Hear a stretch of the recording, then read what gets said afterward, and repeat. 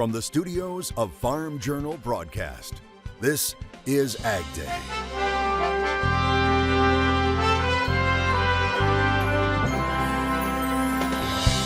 It's more than just a tractor up for auction. It is in giving that we receive. Machinery Pete on how this piece of iron could help rebuild farms and ranches hit hard by Hurricane Helene. USDA is taking new steps to protect the nation's dairy supply from avian flu. And not a good sign going into the winter season.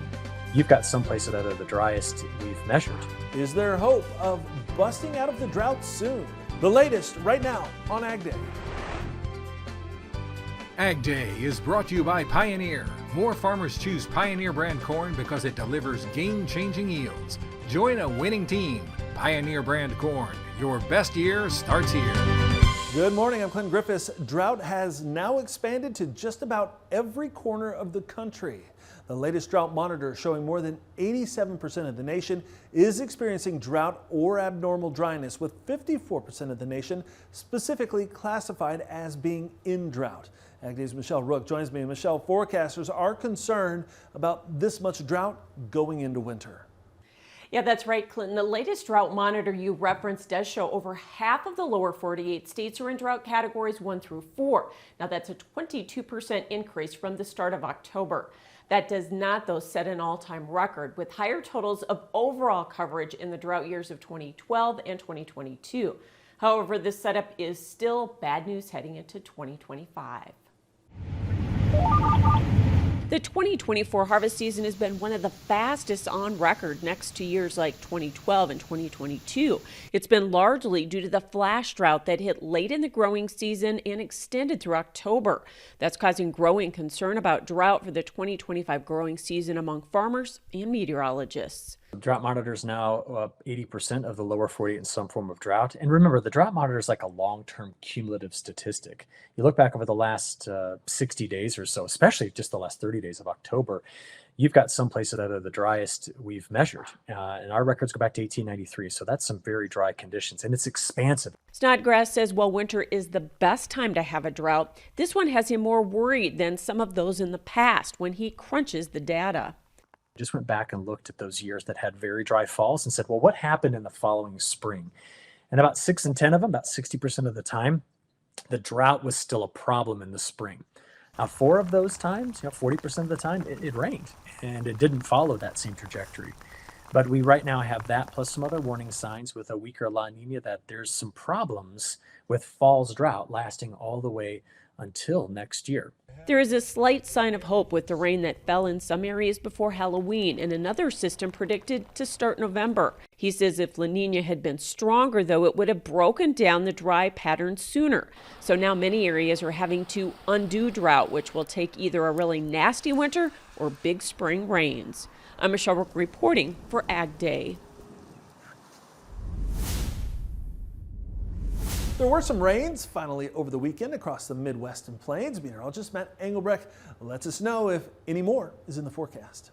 Yeah, we've got a wet period coming up for a good portion of the nation. A stronger trough, a stronger surface pressure, low pressure system at the surface Monday, Tuesday, and Wednesday. Of course, Election Day coming up on Tuesday. There is going to be some wet weather, possibly some snow in and across the United States. So, of course, plan accordingly. This is Monday at 7 o'clock in the morning. A cloud cover and rain will be in and across the area. Notice how we got this thin line that is a cold front, a pretty shallow cold front that's going to be working from the west to the east. And much like our previous cold fronts, we're going to get a ridge of high pressure developing back in the wake of this system, which is going to increase some of those temperatures across the United States. So by Wednesday at 1 p.m., you have up into the northeast some moderate to heavy showers, as well as back down here toward the southeast. We're going to be tracking some moisture as well, possibly some snowfall into the high train. It's about time as we go deeper into November for the chance of not only some snow, but also colder temperatures.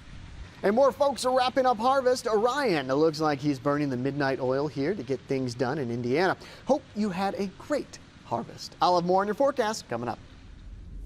Things are going well for this year's potato harvest in Idaho. Our news gathering partners at the Packer reporting potato harvest in Idaho was 69% completed as of October 6th.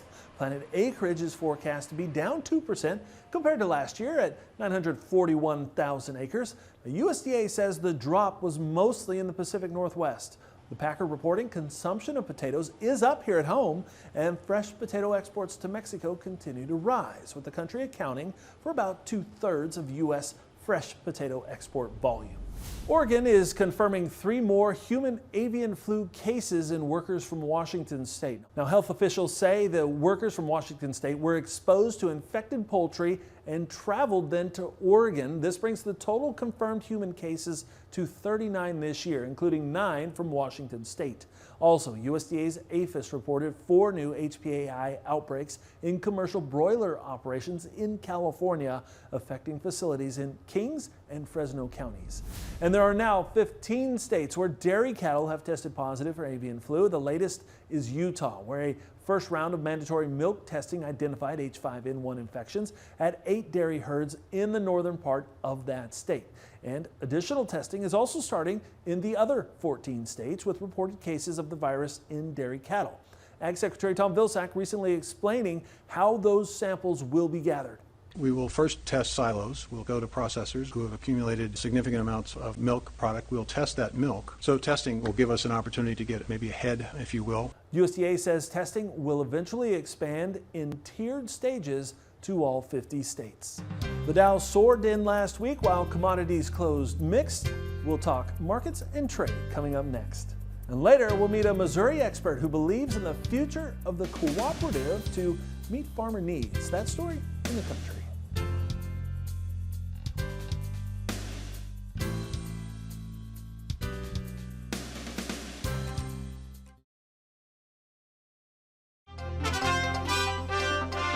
Row crops and cattle ending mostly higher on Friday. Scott Barlick is back with analysis. Scott, let's talk about the grains. We've had a lot of strong demand coming at the market, but yet it's hard to hold on to these gains. Are we running up into resistance? Is this election jitters? What's going on?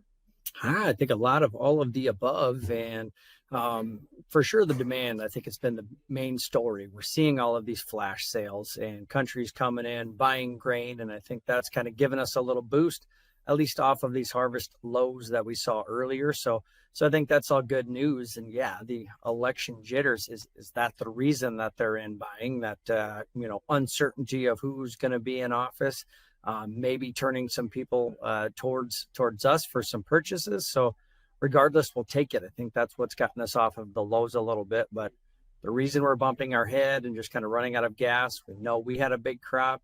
And we have to look South America. What's their forecast going to look like? And hearing mixed bags, so there's not any major alarms going off down there. So with that, I don't know if the demand's been strong enough to push us through the next level yet.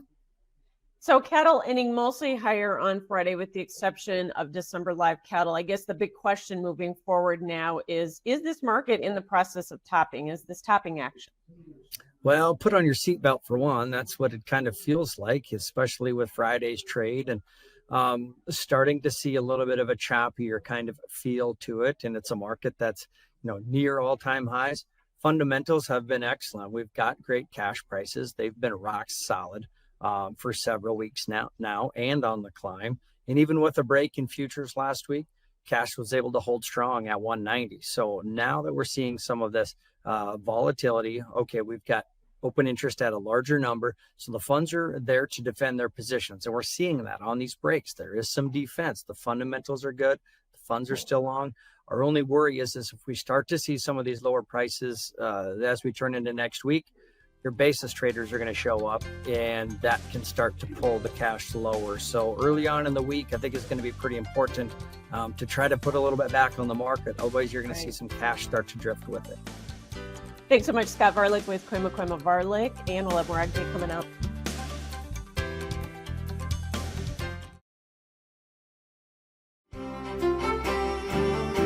Here's a look at the temperatures later on this afternoon, and as we discussed earlier, cold front setting up in and across the United States. You can see that boundary right here, 70s and 80s, and then the 50s and 40s for this afternoon. Now, as we fast forward through tonight and into tomorrow morning for Election Day forecast, you got a pocket of some warmer air trying to hang on, but look at those 30s, the upper 20s, lower 30s by tomorrow afternoon, tomorrow morning into tomorrow afternoon. Much cooler temperatures working in and across the United States. So a little bit stronger cold front. The cold air will be sticking around for a little bit before a ridge of high pressure builds back in.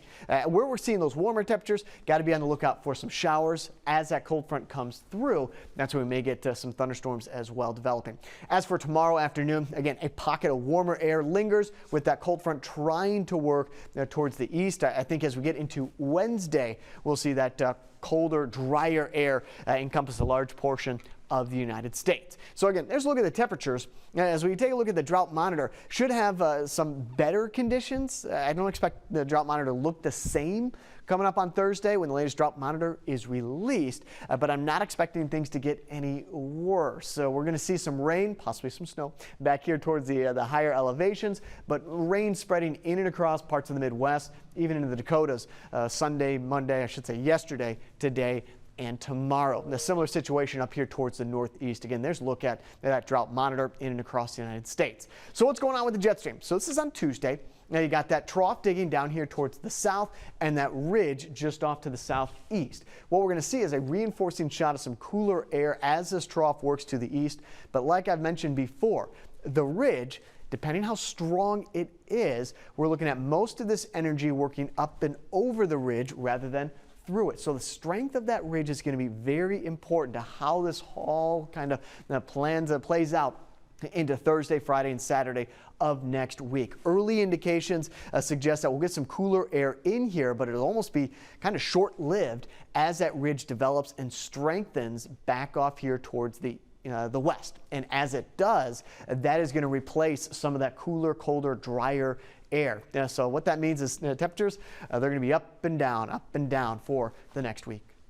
We'll start off in Holland, Michigan, high around 66 degrees, mostly cloudy, low of about 60 degrees. Washington, Freeland, rain, wind, high of 55, low of 42 degrees. Duluth, Minnesota, rain, high of 51, low of 36 degrees.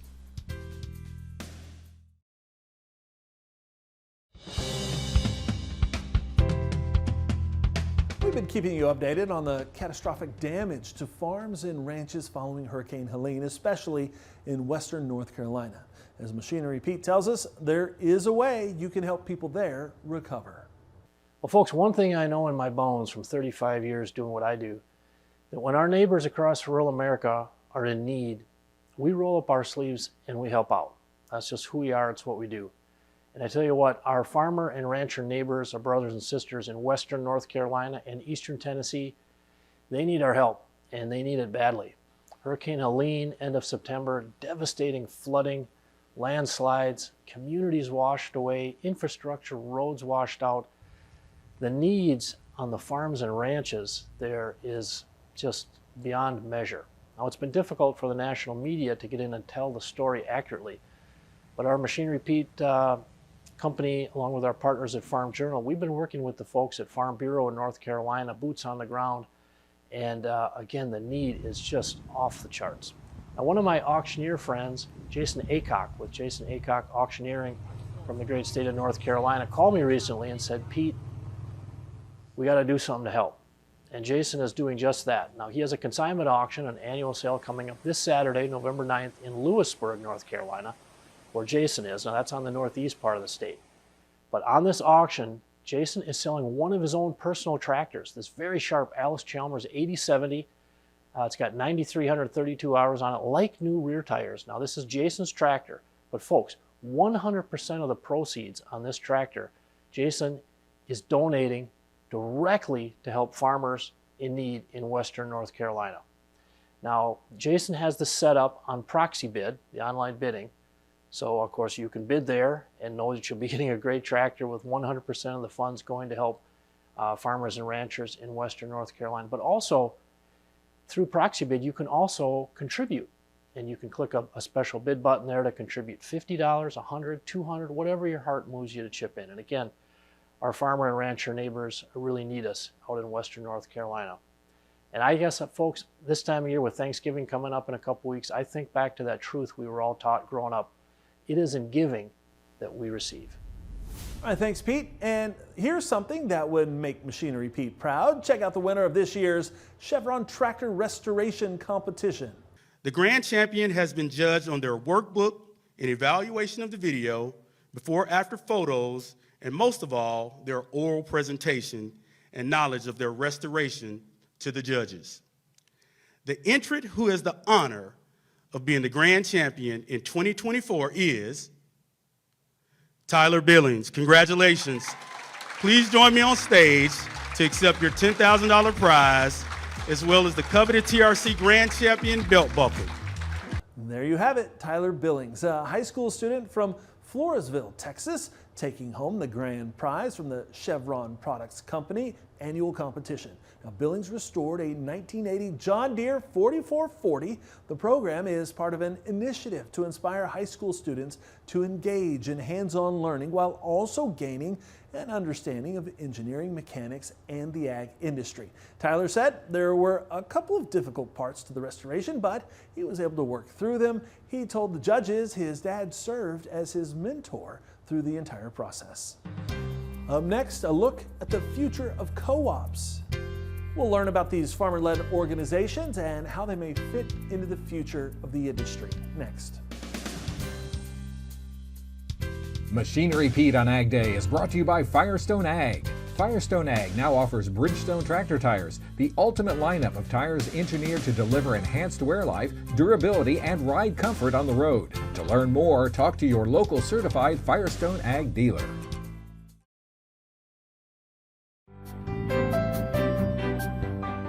More than 2/3 of farmers are part of at least one farmer cooperative today, but with today's economic pressures, how will that business model survive? As Farm Journal's Tyne Morgan tells us, one university thinks it's the ideal model to weather the transition the ag economy is experiencing right now. Travel across rural communities today, and one of the staples is still the local co-op. MFA is a grain marketing and farm supply co-op with headquarters in the state of Missouri. The vast majority of our locations are in Missouri, but we have 3 in southern Iowa, we've got several in Kansas, and then we're down to 1 in northeast Arkansas. MFA employs 1,400 full-time employees with even more part-time employees in the spring and the fall. It's got to be part of the democratic control, the economic participation of the producers out there, and then also care for the community because we're all in this together. Not driven by stockholders, the co-op model is driven by its farmer members, a unique business model that requires a special focus. GICL is the Graduate Institute of Cooperative Leadership, but it is a center here at Kaffner and at the University of Missouri that has existed for over 50 years. And today it still retains that purpose. It's to train our next generation of cooperative leaders. Each year, GICL hosts emerging leaders from co-ops across the country for 3.5 days of education and training to understand the key challenges co-ops face and how to overcome those challenges both today and tomorrow. One of the biggest challenges is, the question I get is, can this model continue to be relevant? It was a model that arose from the late 1800s, early 1900s. We saw it popping up all across the country historically. And I think some view it as a model that has served its purpose and is no longer able to be viable. She says the answers to the questions of if the co-op model can move fast enough and make decisions quickly enough to remain competitive are a resounding yes. When you think about it, it's not complicated. You're giving farmers the opportunity to own, their own business sort of further down the chain, as well as in some cases, before the farm, and be a part of that. And, we need GICL in order to continue to perform at those high levels because competition, is tough in this business. Let's face it, it's very, very tough. We've got to have the best and the brightest and the best trained employees and farmer directors around the country, and we rely upon GICL to do that. John Eiler is president and CEO of MFA Oil Company, an energy-only supply cooperative that operates in 8 states across the Midwest. Both MFA Oil and MFA also have a shared foundation that also supports students every year. Year in and year out, we contribute about $900,000 to $1 million to mostly to education throughout our footprint.